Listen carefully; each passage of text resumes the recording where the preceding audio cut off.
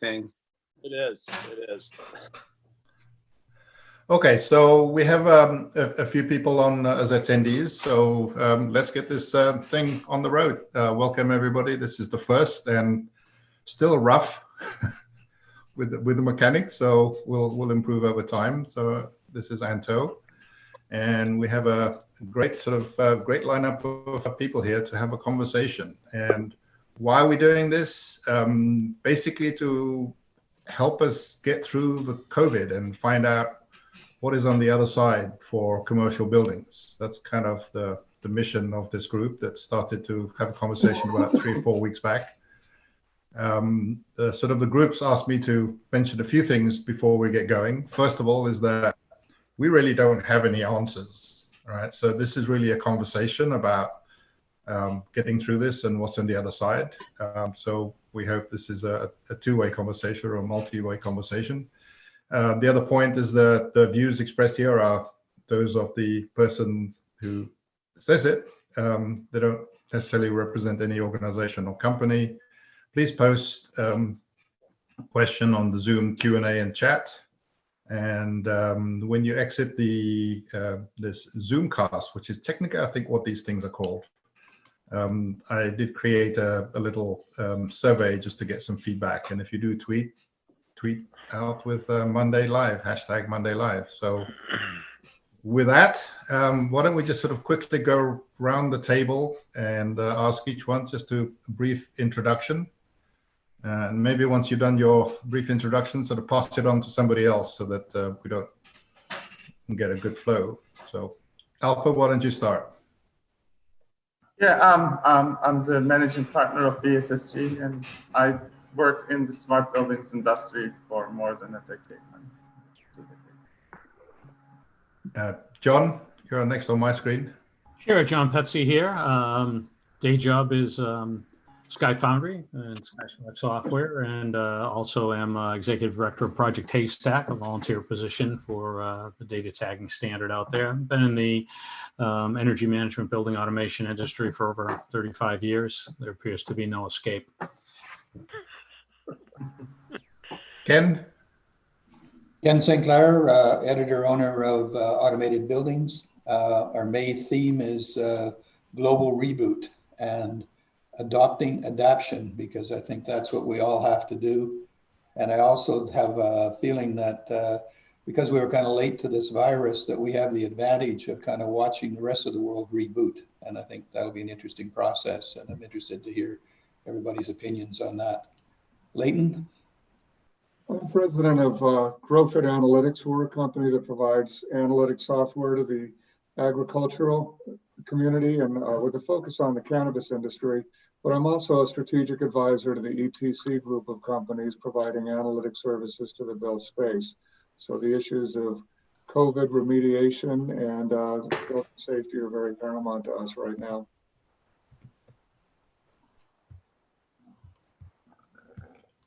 And Steve? Good afternoon, Steve Fay. I'm head up a new company, Totem Buildings, and a longtime veteran like John, 35 years. I was out, but I'm back in and enjoying myself again to participate with all you guys and see where we go from here. Tracy. Hi, good afternoon, everyone. Tracy Markey, CEO of Ingenuity Systems. I am with John and seeming to be in this industry forever. I'm also the chairman of the board for Lawnmark International Trade Association. So kind of a unique perspective from all of our members from around the world too, hopefully. And who we got? Anno. Yeah, Anno Scholten, globalist. There you go. And there is no escape, Steve. You're right. You can't leave and come back. I've been here for many, many years. I have barking dogs in the background. Great. Scott? Hey, good afternoon, everyone. Scott Hoffman. I'm currently with Corrigo. We are a facility maintenance and management system platform, SaaS-based, and we're presently owned by JLL. We fit nicely into the JLL Technologies division that was recently created.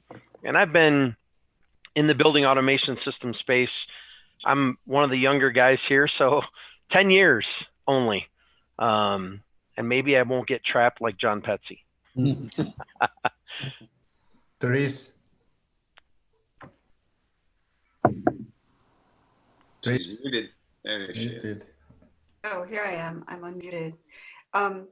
Yep, I'm Therese, and I am Tritium marketing leader, and I've been in the industry for, gosh, now it's over a decade. And I used to do a lot of things with a lot of these people, running Haystack magazine, very interested in tagging, and a contributing editor to automatedbuildings.com. That's who I am. Roger? Yeah, Roger Woodward, formerly VP and GM of Tritium EMEA, previously also with Johnson's twice and York, and can pile on another 35, 40 years to the numbers we've already added of being in the industry. We're like centuries here. Hey, Jim. Jim? Yes, Jim Lee here, 30 years in the business. I'm CEO of Symmetrics, also co-founder with Anto of the New Deal. Thank you. Mark? Mark Peacock, Chief Marketing Communication Officer with Linkspring, also Executive Director, Project Haystack, and also contributing editor for Mr. Ken Sinclair. Great. So great group of people. I also have about 30 years in this space. I did escape for 6 years, but I got caught and got dragged back in.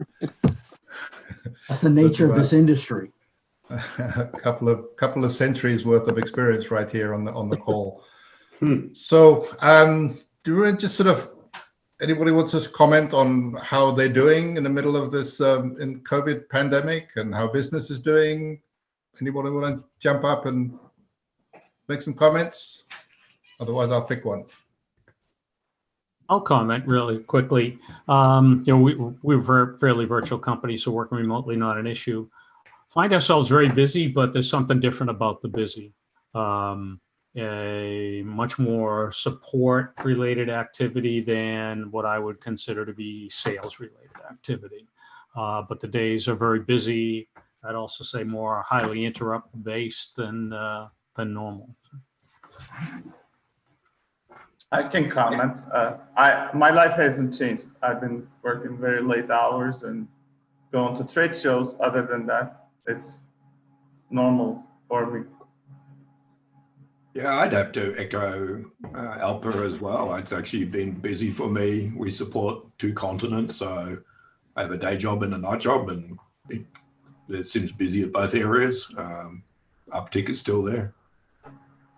Actually, our business hasn't changed much, and since everybody was talking about how long they've been in the industry, most of you were kids when I started. But anyway, we've been online since 1999, and so the only thing is that definitely we're going to have to figure out how we're going to get people back into these buildings. And I've been, the last couple of chapters I've been writing, I've been kind of trying to explore that and trying to link together some resources. Something I'd like to throw out to the Live Monday group is how I think we're going to gather a lot of resources. Thank you very much, Anto, for that one you sent. That was great. I hadn't seen that. So anyway, somehow are we going to document and accumulate the resources we assemble? Anto? Yeah, well, the conversations have changed significantly. I guess I'd quite like to just add something. I think. Go ahead, Roger. Go ahead. Yeah, sorry, I was going to say something I'd quite like to, I guess, add or throw in as something to think about is, you know, we're all sat here and at some stage we will return to offices or reality. Is it, surely things should be doing, you know, going on now, not waiting till people have gone back into the building. If there's, you know, things got to happen with indoor air quality, or someone's got to have, you know, 6 feet between them or 2 meters, depending on where you're in the world. surely the activity should be going. People are ready to wait until they're there, and it's how do you kickstart that? Great point. This is Leighton, I Mark. think you're trying to. I was going to say, this is Mark. I'll echo what Roger said, and your question earlier about how's business and whatever. And we find ourselves in that exact mode which Roger was just discussing, and what I kind of define as readiness, preparedness, or ready state to get returned. We're having we're entertaining a lot of conversations with clients and customers about returning. To your point, Roger, they don't want to just wake up and wait 3 weeks once they go. They want to start that day one when we all can kind of get back to normal, if you want to call it that way, or back to reality. So conversations are going on now. I was going to ask that question. Is anyone dealing with an empty building right now in terms of having to maintain it or watch it or monitor it? And if so, is there any activity in terms of preparing perhaps for some kind of a return directly? Maybe a little discussion about how to handle the empty buildings that we're dealing with. We have a great article on our website right now. It was written by Scott Cochran, and basically talks about long technologies and what they're doing. And they're actually seeing this as almost an opportunity. One of the things they're doing is basically getting into empty buildings that they had to work at night, and they're actually able to work during the day. And they've been deemed essential services, so they can actually move around the cities. It's an interesting article. It's on the front page of Automated Buildings right now. Leighton, I think you're trying to say something. Well, the nature of our conversations have changed significantly with building owners. And it's now in the realm of they're asking questions they've never had to ask before. And there's no ready answers to them. So a group like this that can consolidate industry trends and insights into what's happening can be a very useful clearinghouse, if you will, for the ability to share information on what others are doing, what we're seeing in terms of solution sets, and aligning expectations on what the recovery looks like. What will be confusing for the industry is that each state will have a different roadmap to recovery, moving from red to orange to green, business as usual. So I think we're going to see some geographic challenges here very shortly as well. Okay, I think that's the piece, the adaption piece that I'm talking about, is that we all have to kind of look at what's going on, what this whole total reboot is going to look like. But we're going to have to adapt to our own area, because there's going to be different rules. There's going to be different levels of concern. It's going to be, I think we're in an actually excellent position right now, because we were kind of late to the virus. We kind of get to see what's happening in China. We get to see what's happening in Europe. And I think we can kind of watch some of that stuff kind of reboot up and see how it goes. And also watch the crashes and try to avoid some of them and try and make our plans. All that being said, I think we have to talk to our local people and see what their pains are. Yeah, I think to your point, Ken, I sent around an article a bit earlier talking about resources. I think resources for the group is really important, right? Everybody's tapped into different types of resources. One of the ones I saw just yesterday was from Cushman & Wakefield out of APAC region. I mean, they put together a great article on how to reboot your building, and it's very comprehensive, you know. And these are the guys out of APAC who kind of got hit first, you know, and they've had some experience in the space already, and I think it would be a good article to post. Yeah, Anna shared it with me earlier today. It really is excellent. It's a complete, like, an 8-page, 10-page brochure. They did a full color glossy piece, but besides the look, it's the content. They really thought through a lot of the different aspects of this. So yeah, definitely something for all of us to get a copy of and take a look at. I concur. One of the best articles I've seen. So the way we've kind of thought that we would structure the agenda for these Monday Live sessions is that we would do this as we're just chatting between us, seeing what's going on in our respective worlds. And then we sort of want to move or morph into a sort of a topic du jour and really sort of focus on that for most of the call. Then maybe towards the end we can talk about other stuff that we haven't captured. And the topic that we kind of decided that we wanted to talk about this particular week is really what the future of building, especially around the expectation of the need for healthy buildings. So that's kind of where we've had a little bit of discussions amongst ourselves, and that's kind of where we should spend the next half hour talking about this. Anybody want to start that? And also I'm going to pull in Rick LeBlanc, who's an attendee, but he's just written something for Ken's May article about this. So why don't we start, and then Rick can chime in as and when. Anybody want to start?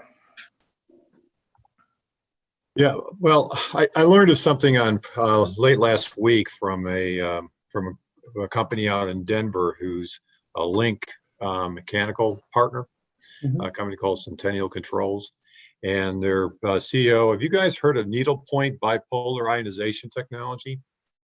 This is an air quality thing. It's been one company who's developed it. It's called Global Plasma Solutions, and it's I know we've talked in the past about ultraviolet light being a way to kill pathogens. This is an alternative to it that apparently is getting some real attention right now. So I'll be happy to share some information on it after this call. But I've done a little bit of reading up on it, but it claims to deal with both particulates and viruses directly going through the airstream. So it's something you can retrofit to both in the commercial and the residential space for improving the quality of the air going through your systems. So, hey, Rick, good to see you here as a guest. And I know that you've, I've seen some email correspondence with Ken. Do you want to sort of share your thoughts about, because you've been thinking about this, about healthy buildings. You're on mute right now, by the way.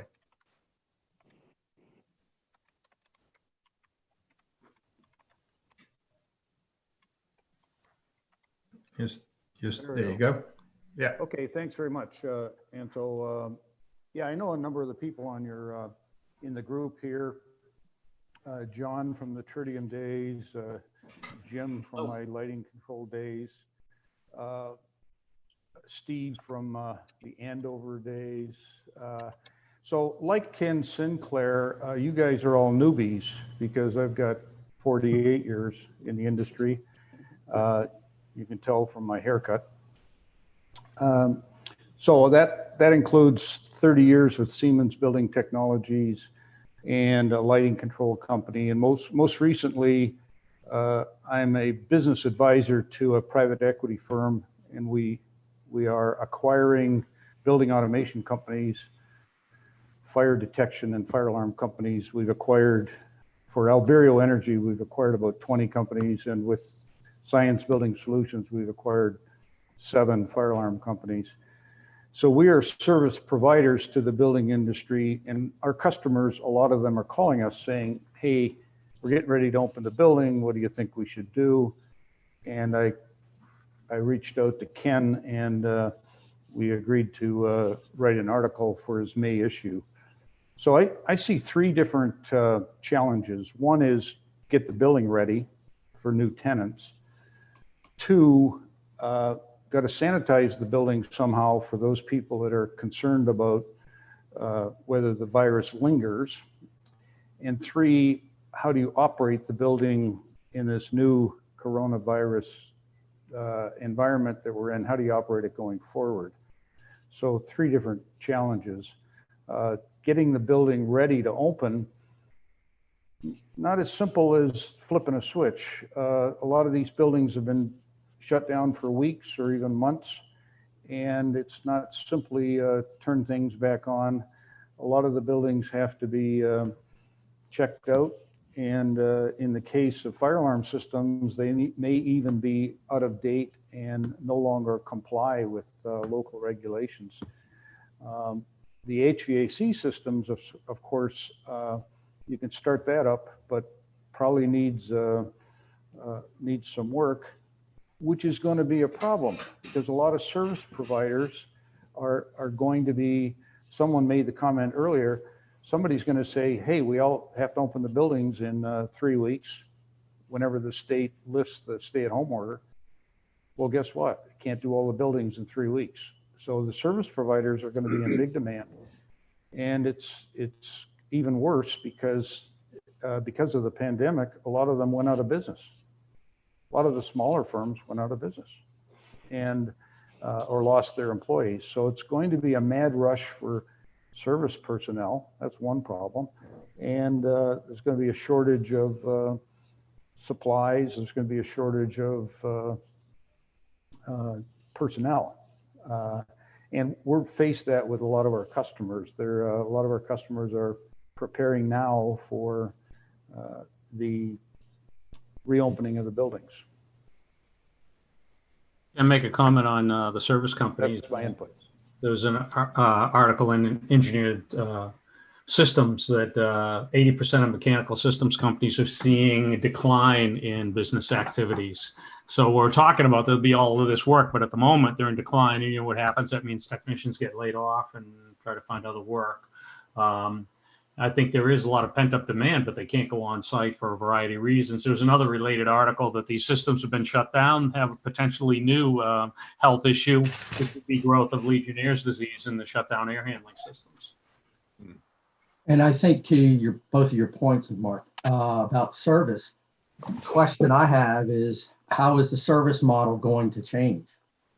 Because I think at least to get started, the service aspect of what we all do in the industry we're in is going to play a vital importance. And then going forward, and then also to your point is, why are you going to start up a building that you haven't gone in and cleaned the filters? You haven't done all the cleaning and all the hygiene necessary to get that building up. And I think a lot of people are forgetting that, to Rick's point earlier. Just go in, start it up, and we're ready to go. Nope, not going to happen. I mean, aren't these opportunities as opposed to, like the challenges, that's for sure, but maybe their opportunities is just somehow we've got to, help people recognize that some of these things have to be done now. And I think some of the other challenges, we want to throw in a challenge is that if we're going to change and monitor indoor air quality and 25% minimum fresh air is no longer acceptable, is the plant capable of delivering, more at 50%, 75%, 100% fresh air? The plant may not be capable of doing it, which means it might even need redesigning or adding to. So I think there's a lot of opportunities. Is just how do you make people aware that these things are going to go on now? I think there's also the phase after the startup, right? We kind of talked about this on our sessions a couple of weeks ago.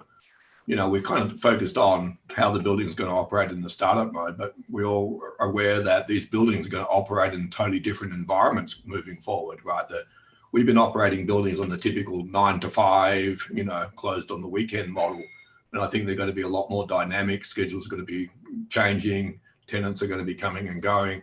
I think the actual operation of the building going forward is going to be dynamic. And then, so that's going to require a lot of work from the service providers to go back and reprogram, reconfigure control systems, to deal with the new normal of operational, which is no longer a normal, right? 9 to 5 will probably be no longer the normal. And other systems capable of dealing with that post the startup phase.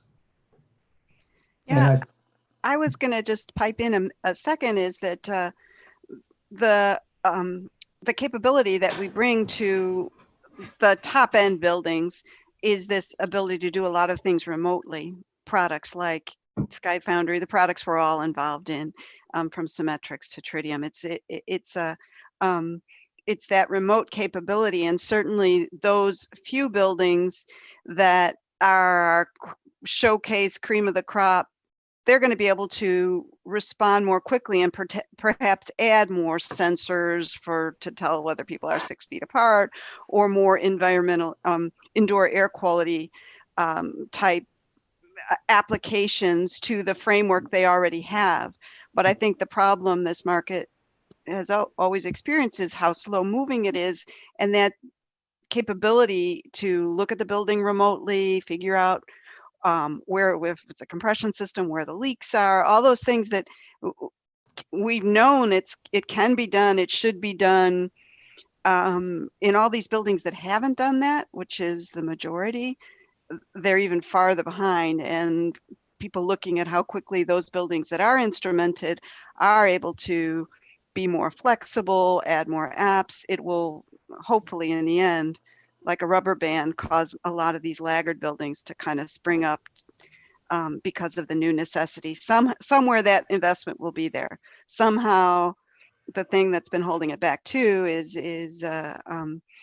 figuring out the economics of intelligent buildings, and maybe that economics will be looked at in a different way, and even the 330, 300 that everybody's been talking. I mean, it's always been too hard to quantify for the people holding the purse strings, and maybe this will bring home the point why you need this kind of technology. Actually, there's Yeah, a lot of, sorry. Go ahead. Okay, thanks. My concern is that that there'll be a fundamental dynamic shift where people will discover that they're capable of running their operations remotely, which will diminish the demand for office space or space in general, and put financial constraints on the current set of building owners not to be able to make these investments. And I'd be curious for the group to see what they think the time constant would be on that. Actually, that's interesting that we were going to almost speak to exactly the same thing. That's the observation I'm making, that all the constants that we used to base all of our logical decisions have become variables. Will the people go back to the building? Are they expecting the building to help heal them? Are they expecting the building to be monitored for fevers and stuff as folks come in? Where we were moving always towards greater density and greater utilization of the building, we're now moving to less utilization and social distancing. So actually, Memori research firm out of UK has been doing a lot of great articles, and I've been linking to them, trying in some of the stuff I've been doing. So yeah, there's just a lot of changes. That's this adaptation piece that I'm seeing is, don't believe we're never going back to norm. That's my shot from the hip. I see articles. Yeah, and the one question that I haven't seen that we all have to address, whether we are a technology provider, a building owner, an integrator, and contractor, is the fact that how are we collectively going to ensure the trust and safety of that building to the occupants coming back? Because again, we're all going to be very reluctant. Oh, it's time to go to work, I'm going to get up. But what has that building done? What are the providers to maintain and service that building or those buildings doing to help ensure the safety of that building, that I'm going to a safe work environment now? Yeah, that's a conversation that'll take place with risk managers for those companies that have people who are concerned about insurance or liability issues. They're going to want to have answers to that. And that's where a number of our conversations are leading, about how to provide some kind of monitoring and verification capability to let them know the buildings are safe. Now, what constitutes safe remains to be determined, but at least they're newer quality. There are sensors and things that can be done to provide data. But this is an uncertain area. Yeah, one of the things that listening to all you guys talk, there's a certain offset here in the space, right? I think I tend to agree with whoever it was that said there'll be more remote employees, but at the same time, we'll need to implement distancing in our buildings. So what does that do to the space? Does that equalize the space needed or not?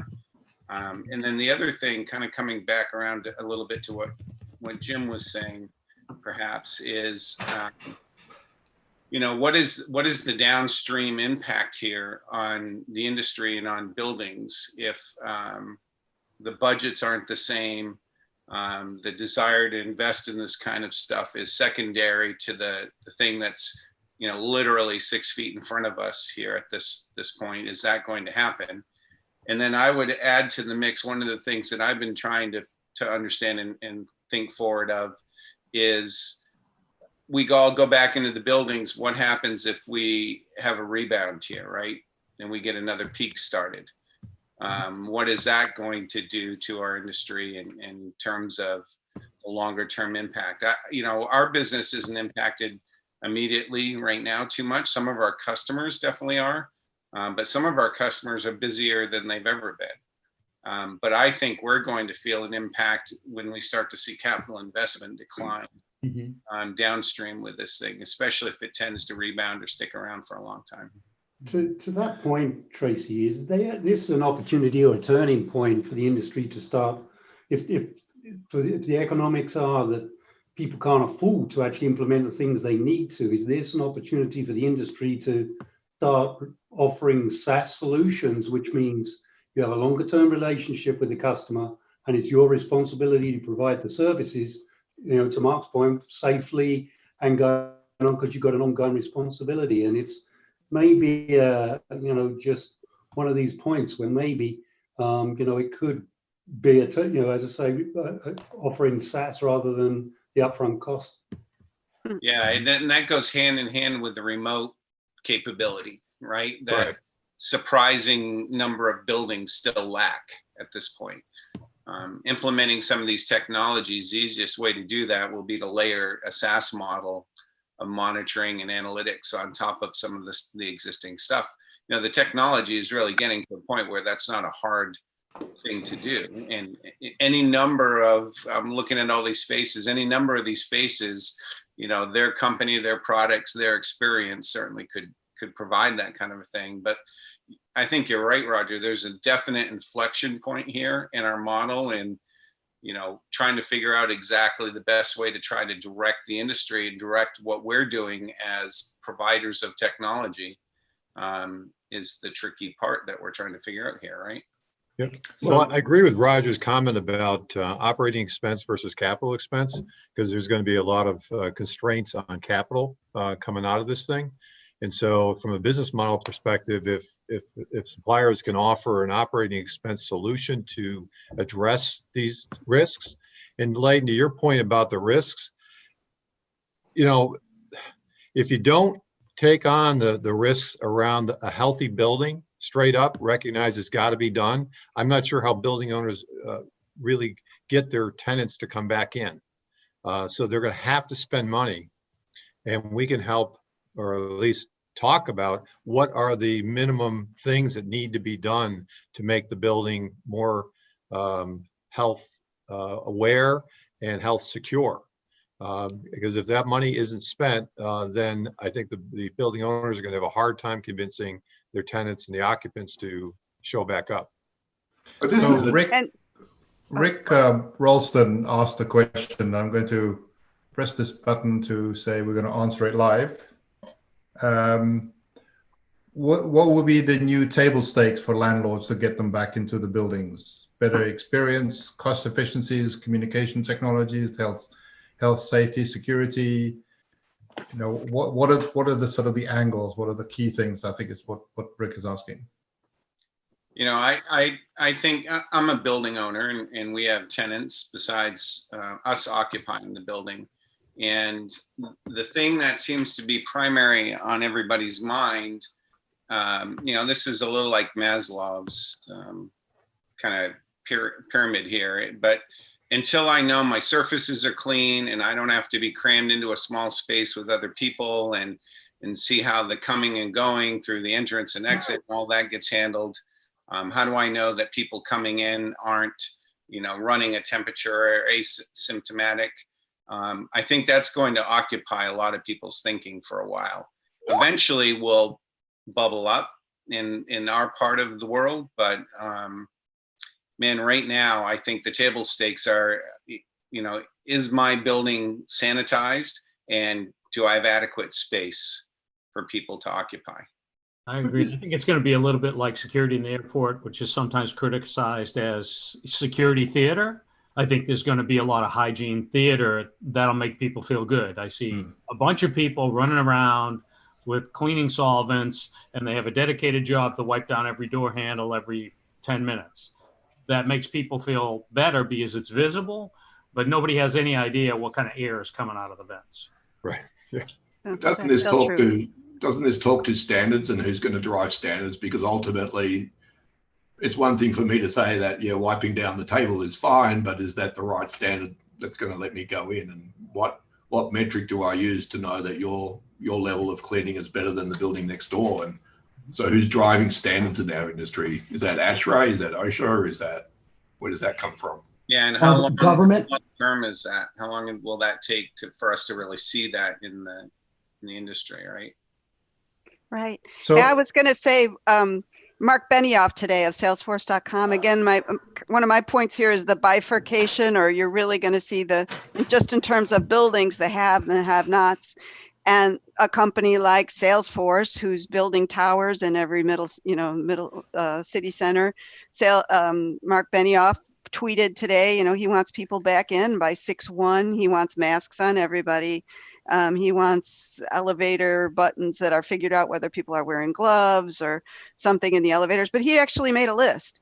And it said a few things to me. One of them is when you got somebody like Mark Benioff, the president of Salesforce.com, talking about building stuff, basically, wear masks, sit 6 feet apart, that the elevation of awareness of is so much higher. Again, it's bifurcated. It's in those buildings. It's like Salesforce.tower or Salesforce.com and these center city towers they're building. But tech companies, Microsoft's, this is my article, actually. I'm thinking that it never gets on the page. It's always in my head. But Bill Gates, Microsoft, don't worry, if you're a Microsoft employee, you'll be going back because Bill Gates wants vaccines. Actually, I think that working on the vaccine and contributing monies to that was another thing that Benioff wanted.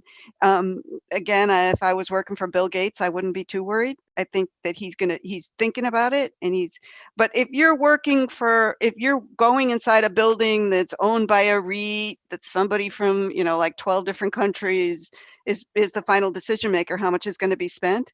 I worry about those people, but I think that there's going to be this more obvious bifurcation by vertical market.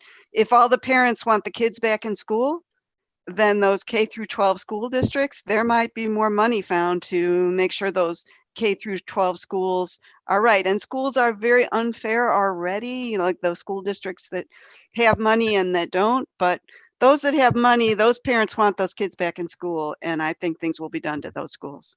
So Rick, are you wondering whether you're seeing the same kind of comments from the building owners that you talk to, or that Alberio and others talk to, about the concern, and whether they're sort of more worried about bringing people back in or the long term? What's their perspective? Well, this commentary is very very appropriate and very immediate.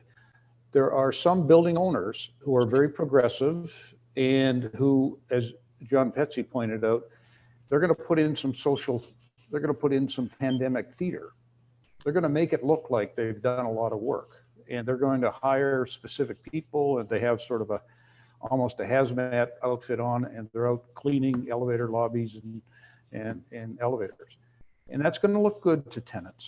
There's also some tenants, as Therese pointed out, there's some tenants who are going to dictate, I'm not coming back to your building until the following is done to protect my employees. And there's going to be more of that than there is. Anno pointed out what kind of standards are going to be put in place. I think there's going to be, that's going to take time, and B, there's going to be less of that than there is proactive landlords. But it's like the school story. You may have some parents who force a school district to do certain things, and you have other areas where that's not being done. I don't think it's going to be widespread. I think there's going to be proactive landlords. There's going to be the multi-building owners who do something. What we're seeing is landlords come to us saying, what can you do? What are progressive things that you can do? And quite frankly, a lot of them are, as John Petsy pointed out, what are the visible things you can do that I can advertise to my tenants? I mean, are you going to do your filter changes? Are you going to do your spray down my HVAC system? What are you going to do that is I can tell my tenants I've done on your behalf to make them feel comfortable coming back to the building? And that's a different paradigm. It's not just go fix the equipment, it's go fix it and make it evident that you're doing something. Yeah. So here's a question for the Mark's group. list, Mark Benioff's list. I looked for it. I couldn't find it. So here's a question for the group. Is there a difference between a tenant occupied dependent building and a corporate owned building in this whole initiative?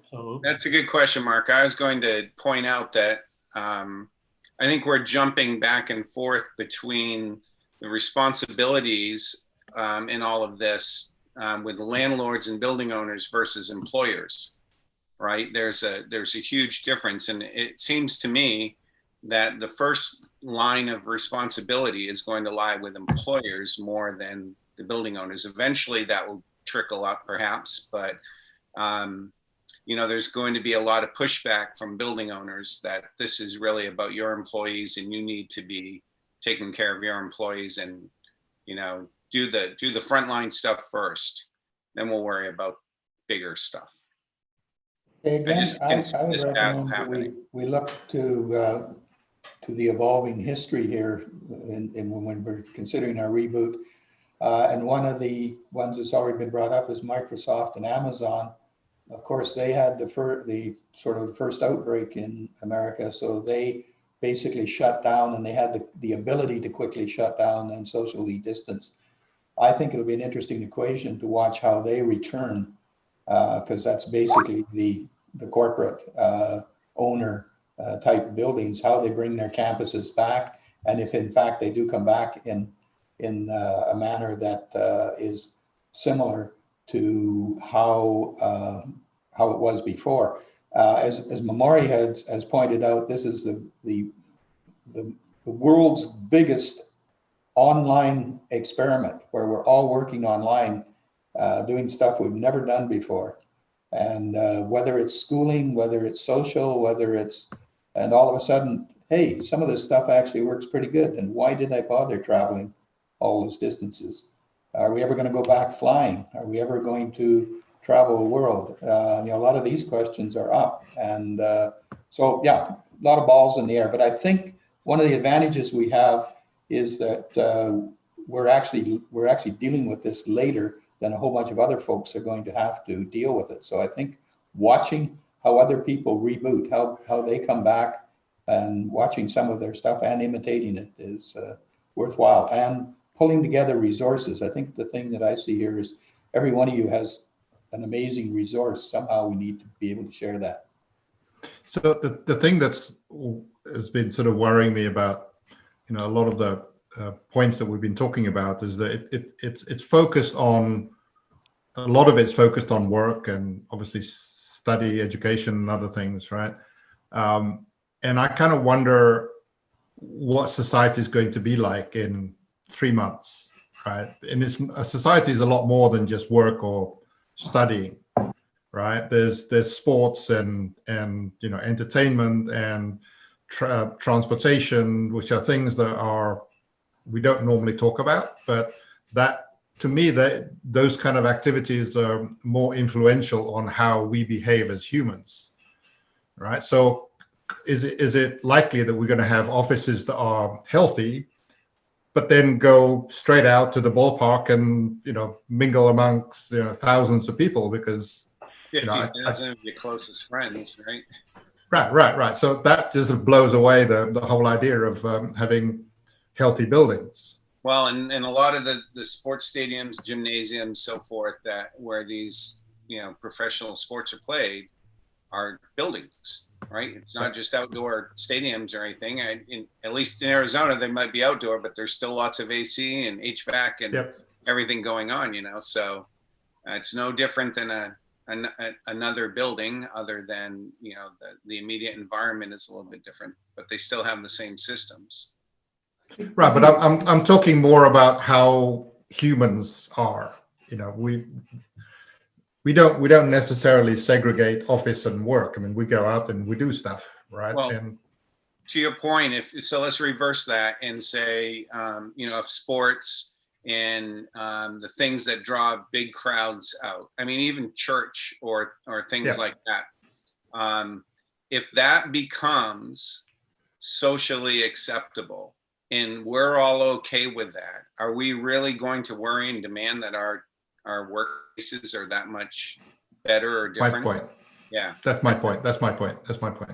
But I think, Anto, the other thing here in Europe certainly is that the government is stipulating how these things are going, not anybody else. They're actually saying who can go back to work and what the conditions are and things like that. So they should have a play in this as well. Somehow, when if you're returning to an office, they've got to be saying, you know, there's got to be certain spaces, or this is the way it's got to happen. You know, the hairdressers, going watching the football, whatever, they're going to actually make a statement. But when you can go back and here are the conditions. There's going to be a lot of financial pressure, certainly here in the States, and I would imagine, I'm thinking, you know, in Europe about your football, soccer, right? Yep. There's going to be a lot of pressure. There's a lot of social pressure, monetary pressure behind getting that business up and going again, right? And once we go there, to Anto's point, you know, where does that leave commercial buildings and some of the other spaces? But at the end of the day, we're going to have to do something. We can't do nothing, right, Anto? And to your point, it's going to be a pendulum swing. We're going to overswing one way. It's going to rebound. We're going to react to that. We're going to go back and try something new. But if we don't start something, and it doesn't matter whether it's at the building, at your home, at the church, wherever you start, we, especially in what we can do and help with, we got to do something. Right, standing back and saying it's going to get worse because you go to church and can come back again isn't an answer, right? Right. Well, you know, one of the things that we talked about a few weeks ago on this call too was, you know, when I'm trying to look at what are going to be the triggers here, right? That Anto, you pointed out a good one, and the big money that's behind all this. But the other one that we talked about was, you know, how long before the lawsuits start? They started. Yeah, this is America. This is America suing right now. And it's going to get, you know, once we get past this immediate threat of what's going on, guess what's going to get the media's attention at that point in time, right? Those lawsuits, once they start maturing and getting into the court systems and so forth, that could drive how we're doing our business and how much it impacts our industry almost as much as anything. We have found that working with risk managers, they carry a lot of weight. So if I spend $500,000 to improve my building automation system, and that could forestall a potential $25 million lawsuit,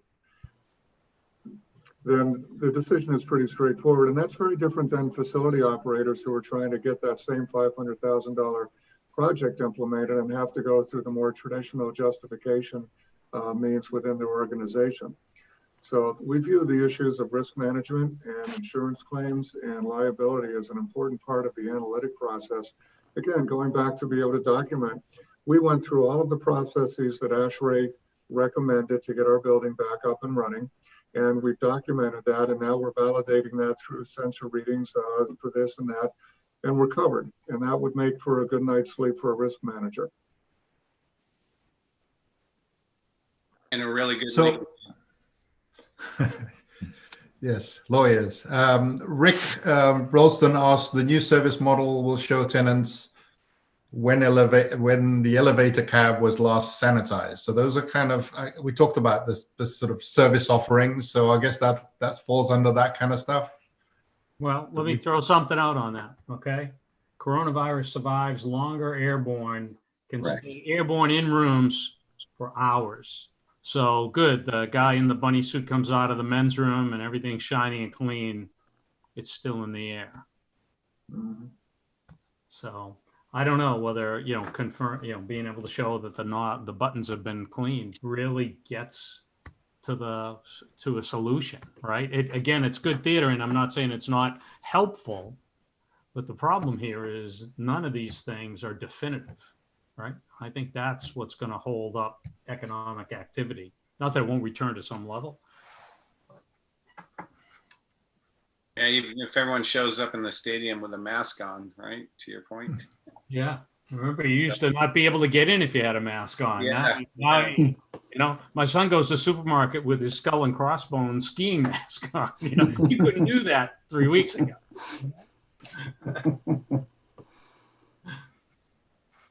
Yeah, school's going to have a whole new dress code. Yeah, right. Yeah.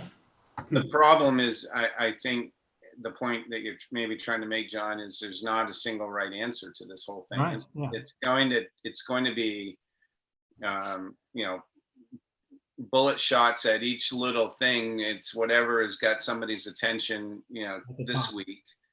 And Yeah. we're going to be chasing this around for a while until there's, I think, until there's a good vaccination and testing program in place. And I don't know. And I bring it up because I believe it affects investment decisions, right? If you can show a definitive cause and effect, I think then the whole risk management story, the legal risk story comes out and will cause investments. But if you can't, where people will stay on the sidelines. So that talks to data and analytics, right, John?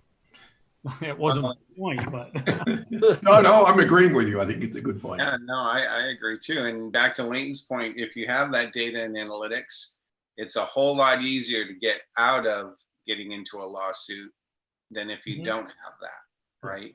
So at a very minimum, one of the things I think as an industry we need to be sure that we're pointing out and recommending is the importance of collecting this data and this information because of the potential benefit. I mean, you got to really do it, but you have to have the data to prove it too. Yeah. The potential benefits financially I think could be huge for owners.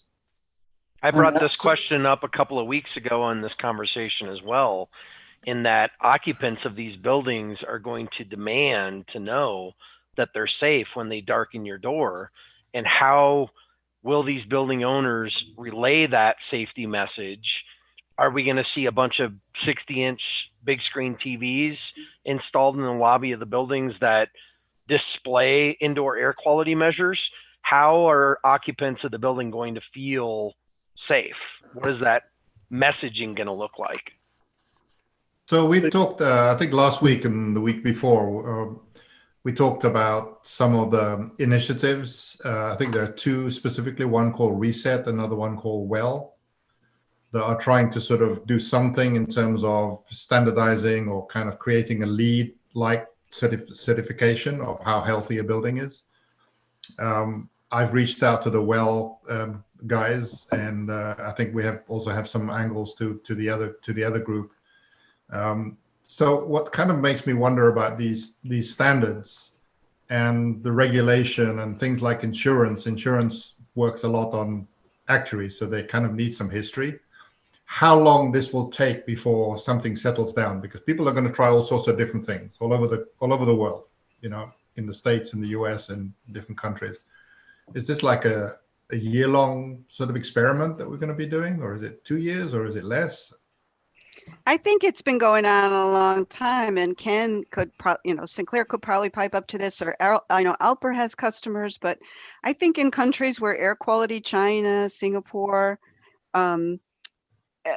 India, well, mostly China, that having a dashboard, a lobby view of indoor air quality has already been a thing, and it's been a thing for years. That they're used to wearing masks outside, and they want to know when they go inside what the air quality is. And they're much more aware of volatile chemicals coming off new furniture and new carpets. That's Ken made the point early in the conversation that we're going to be looking at the rest of the world. I don't think the well thing I've been hearing for quite a while, but I almost think that's been driven by some of the big some of the big systems design, the ARUPs and DLR groups, and that they've had these offices in China specifically, and they already know that this is coming, and this is just accelerating it. Just to talk to us oldies on the group, it won't be dashboards in lobbies. It'll be apps on your phone. Right. As you walk into a building, it beeps red and say, "Don't go in here." And you'll have a building health rating right there that says I'm at 100% or 90% or whatever it is, just like restaurants. I don't want to go. I don't want to go to the lobby and find out too late. The problem with a lot of this, it's easy to display the information, but the sensing technology and the entire subject matter of indoor air quality is a rather squirrely one, where for years people have used carbon dioxide rates, airflow, other proxies. Only recently have people tried VOC, volatile organic compound sensors, etc. It's not as if there's going to be a COVID-19 sensor that's going to, show you concentrations in a room anytime in the near future. So I think you have to be really careful about what the fundamental data is. You can see how often somebody's swiping a door. You can put UV lights in the air handler to kill the pathogens and have a decent idea. But, the idea of actually using analytics to quantify this is quite challenging because of the science. So how should we, sort of industry leaders, kind of think about this and sort of cause some action to happen in the right kind of direction? What should we be doing other than talking about it? And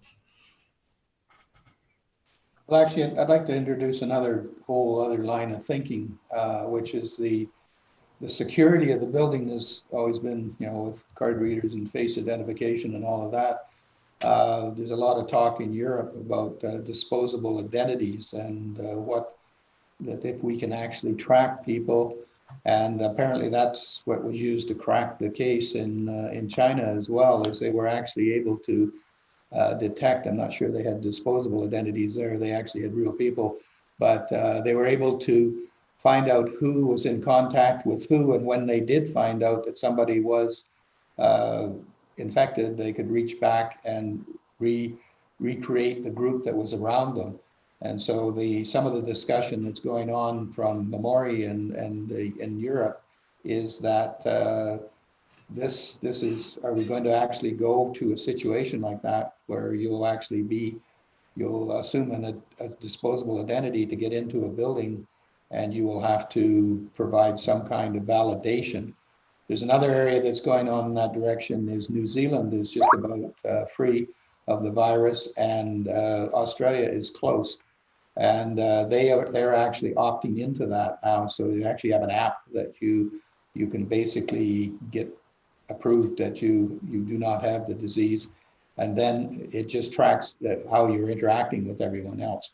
So this is kind of we were poo-pooing this. This came up at a Realcomm conference, Cortec. Jim I think Young about was that, Ken. pushing that. Yeah, Jim Young was pushing this and telling us how scary it was.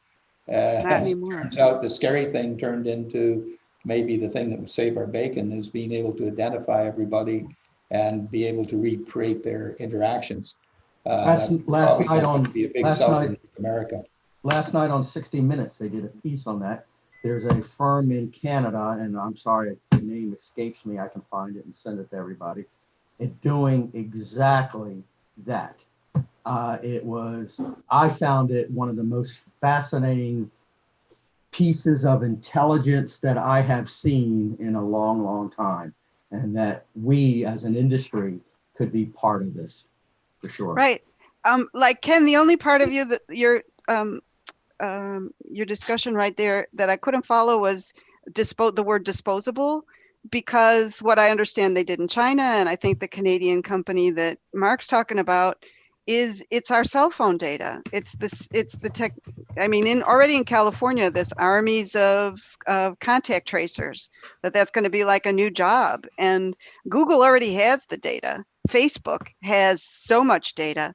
The advantage that China had is their version of Facebook was they could make that a government entity. Mm-hmm. And they would say, absolutely, Facebook, tell us where these people have been and who they've been in contact, because Facebook knows they're chasing us around about advertising. It's not going to be about advertising now. Now they're going to chase us around about our health data. And they only, so everything you said made sense to me, but I couldn't fit in the word disposable. Like, what's disposable about that? I think that we're making that trade-off, that conversation we had at Realcom, where I'm like, they're taking away everybody's privacy with this cameras, and it really aggravated me. And now I see everybody kind of giving up on the, I want the world to be private, saying, yeah, that's the trade-off, but the health safety to know whether you were in contact with somebody with COVID will give up more of our privacy than we thought we would have wanted to give up. Okay, there's a link to the concept of disposable identities. It's some folks in Europe are working towards it. The idea, as I gather it, is that rather than having your name attached to the to your cell phone, you have a company number, a numbered company, and nobody knows exactly who owns that phone. But it has this relationship ability that you can create it and you can tell where it's. So it's basically just removing your identity from the phone and having another system to be another ledger set. And basically, when you quite often folks that track you as part of their apps and stuff, they're starting to use it. They're the leaders in this. They've been using this technology for quite a while. I don't well understand it, but folks in the IoT council that I counsel have been pushing this through, and it does seem to make some sense. Anyway, Europe has been, they're trying to use technology without selling out, and it's yeah, I'm not sure how real that is, but it's, you know, the point is a thing like Waze just to track, it just basically, as I understand it, just looks at how many cell phones are going that way. It doesn't actually attach people to the cell phones. And so that's not so useful, but what now we really need to attach people to the cell phones. Do we do it with disposable identities, or how do we do that? You're quite right. You don't. It's already moving to video analytics, Ken. Places in the Asia market is already using video analytics to do temperature reading and body reading before you enter the building. Video analytics will take over most of this sort of tech. They're already using it to do social distancing analysis, right? If you've seen that in China, they already do video analytics. They can actually determine your spacing between people and throw up red boxes. We've got a couple articles that way this month, yeah. But the temperature thing again sounds like theater, right? Asymptomatic people can transmit it. I have no temperature. I'm just going to come up and get near you, Ken, and kill you. But that's also based on this particular virus, right? Right. The next virus could have a different, completely different sort of set of. True, but you know these things, and there's no question. Theater has some value to it, but this idea, and I think one of the other questions was, you know, will people take your temperature, you go into a building? Okay, well that'll be good. The real sick people won't get in the door, but that doesn't mean the carriers don't get in the door. But John, the parallel is that people forget post 9/11, one of the biggest upticks we had was security personnel and visitor management and visitor gates, and before you can get into the building and all that sort of stuff. That stuff is still around 20 years later, right? Absolutely. Can people still walk into the building, go through the back door, and progress? If you want to blow up the building, you can find the back door. You don't have to go through the visitor management to do that. I was just going to add to that. I'm watching the discussion there online, and there is a parallel here with 9/11 in that the reason that it's still around for 20 years is because the threat still exists, right? And even if we get to a fully vaccinated nation or world here, now the world knows it happened, right? And the vaccine that's developed for COVID-19 is not going to be the one that works for, the new pandemic 3 or 5 or 7 years from now. Mm-hmm. So the very fact that this could happen the way that it has, everybody understands that and believes that now. Before it was a little bit more theoretical because the world had done a pretty good job at capturing and stopping a really bad spread with modern technology, right? Mm-hmm. But now we understand this can happen. So everything that we've been talking about has been reactionary. What, if anything, should we as a group or in industry be thinking about in terms of a little bit more proactive to the next thing that happens?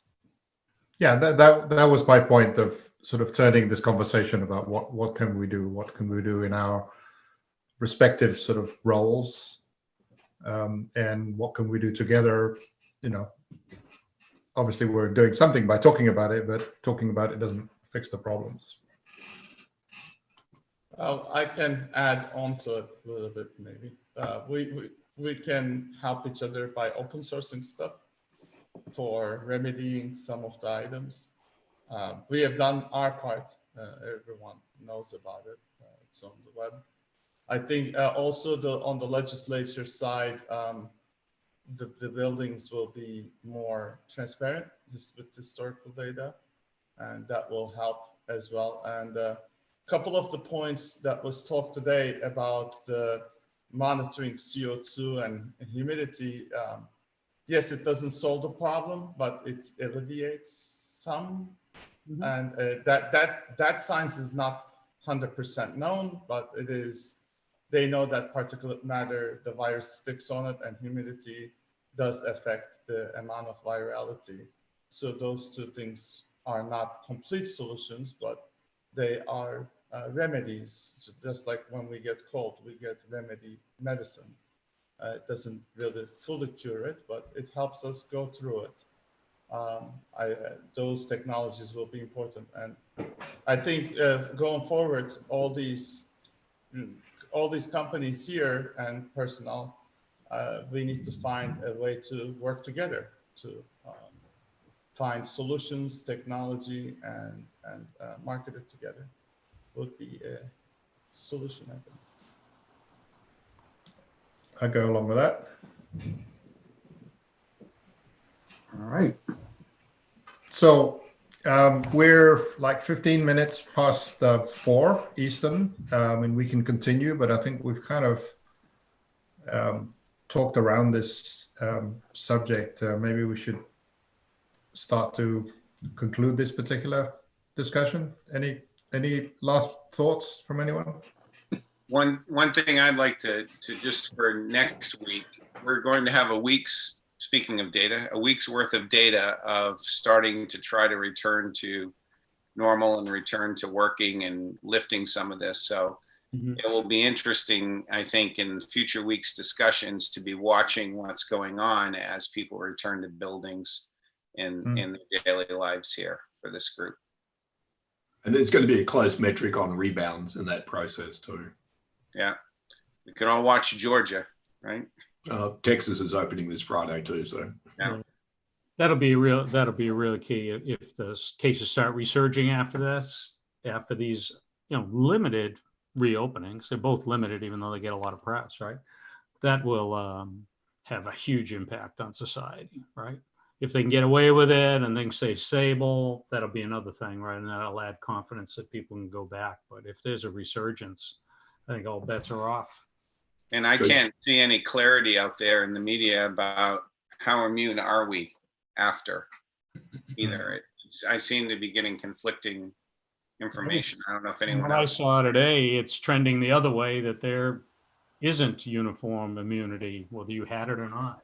So seems to be cases coming out of South Korea that show. Yeah, and that takes out the whole idea of herd immunity. That's going to go away if that's the case, right? It's going to have to rely heavily on vaccine. It's not vaccine. Vaccines don't cure, so it will rely on curing it. Yes. Vaccines are preventative. We will have to find curation where the virus goes into the muscle cells on every organ, if it is true. There are some research on that. Then we will have to cure it. Vaccination will not be a cure. Mm-hmm. I think going back to your question, Manto, and a little bit what Tracy said, and also Therese earlier, is it would be, how do we get the awareness out there of what needs to be done in a building, and maybe get some examples, if Microsoft or Google actually do something, really get it publicized so other people, because great, you go back into a Microsoft office or a Google office, is the WeWork office going to be the same? And I think it's just it's kind of almost a name and shame thing, but at least if someone sets an example of this is what needs to be done, then there's some sort of benchmark, not ideal, but something that could kickstart it. Well, remember how much of the workforce is employed by small and medium-sized business too, who don't have the same kind of systems and budgets and whatnot. They just don't have the finance to be able to make it happen. WeWorks 2.0. There you go. You heard it first from Anno. I still think that because we all come from such different points of view here, that the sharing of resources is valuable. I'm not sure how the best way to do that is whether that should be a tab on Monday Live or what, or I'm happy for it to be a page on automated buildings and just have you guys send your tip of the week or something like that, and have a person identify with the opportunity or the thing what you sent there, Anna, was just amazing. That was a great document. We all talked about that. So that needs to be shared with everybody on the screens here. So I'm not sure how does everybody think that should be done? I obviously have my ideas, but they're a little warped. Well, I think we'd actually talked about this last week, and in the planning call for this is that we can actually show it right here, and just sort of by showing it here, we not only show it amongst ourselves, but to obviously the audience, and it'll be recorded. And if we then sort of post somewhere in the chat, we need URL. Link, yeah, the URL link. It's not just the words. We actually need. Correct. Yeah. Okay. Got that. So we can certainly do that. I'm not sure whether Monday Live, the website needs to be that place, right? I mean, that's kind of a decision we haven't made, and I've only had 1 day to actually work on it. Whether that's a resource or whether that's just a gathering place where resources can actually be in lots of other places, right? So there are lots of. Right, so because there's lots of other places, LinkedIn, your site, Ken, lots of other sites that actually can be the conveyor. And maybe what we are is just kind of just talking about it so that we all know about it and other people, the attendees know about it, and then we can publish it elsewhere and say it's on automated buildings or it's on my post on LinkedIn or whatever. Okay. All right, so I propose that as being 20 minutes past 4, we bring this to a conclusion. Any second? Live. Well, 20 past 9. 20 past 9. Okay, well. So we're like on Saturday Night Live. Where's the after party? Let's go. right here in Asheville, North Carolina. Get the drinks. You got the drinks? Beers on Mark. Say again, Anno. Beers on Mark. That's right. That's right. All right. Well, you have a great day, everybody, and see where we are next week. Cheers. All right. Good, guys. Thanks very much. Thank you, Anto. Bye. Thanks, Bye. Bye. everybody. Bye.